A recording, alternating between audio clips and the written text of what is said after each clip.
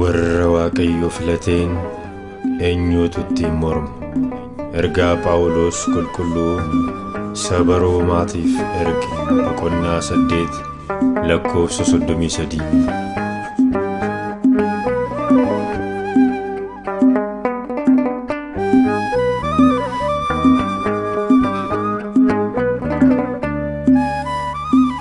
Eenyutu haddeessaa kan waaqni filatee, eenyutu salphisaa gooftaan kan jaallatee.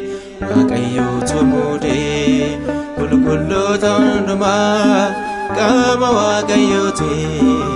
Eenyutu isaan mormaa, eenyutu haddeessaa kan waaqni filatee, eenyutu salphisaa gooftaan kan jaallatee.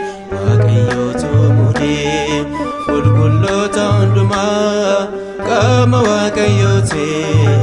Eenyutu isaan mormaa.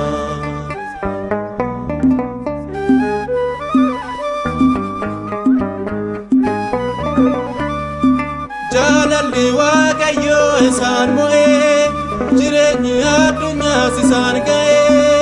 Maqaa Yesuusiif wareegamanii, ulfina badhaafamanii.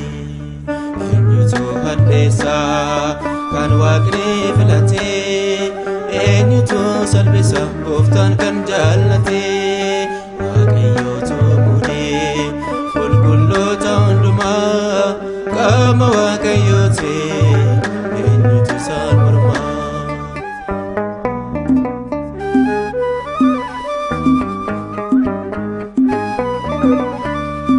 Maatiidhaaf qabeenyaas dhiisanii, wangeelaas abduukaa bu'anii. Addunyaa bushaamessaniiru, dandeessa dhugaa labsaniiru. Eenyutu haddeessaa kan waaqni filatee, eenyutu salphisa gooftaan kan jaallatee.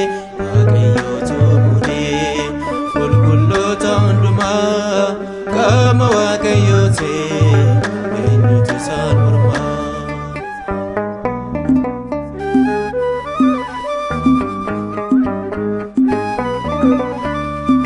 Dhagaan ajjechaadha itti roobus, tasa himuudhisnee waa'ee Yesuus.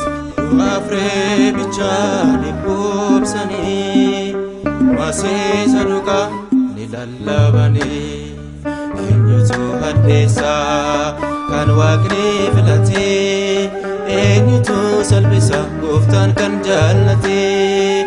Waaqayyotu muudee qulqulloota hundumaa qaama waaqayyooti.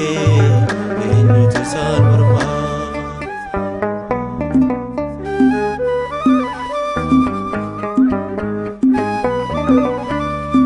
Kabajni ni ta'a qulqullootaaf, ifataniiru biyya lafaaf. Dhiigaan caafame maqaan isaanii, baraan jiraata yaadannoon isaanii.